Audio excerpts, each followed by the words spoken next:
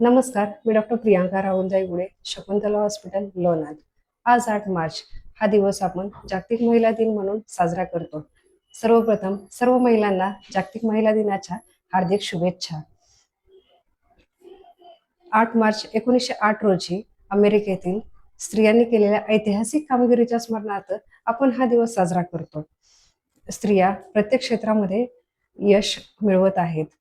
कला, शिक्षण, विज्ञान, त्याचबरोबर राजकारण अशा अनेक क्षेत्रांमध्ये स्त्रिया अग्रेसर आहेत. त्याचबरोबर स्त्रिया कुटुंबाचा आधारस्तंभ देखील आहेत.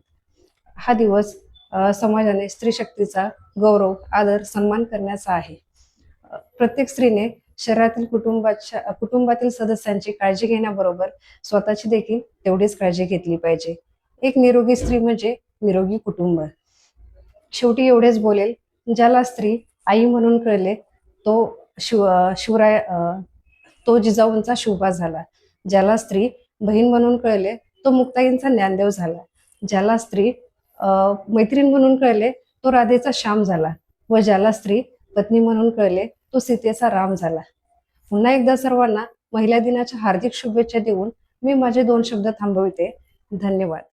मी डॉक्टर संध्याराणी धायगुडे, स्त्रीरोग आणि प्रसूतितज्ञ, मातृत्व हॉस्पिटल, लोणंद.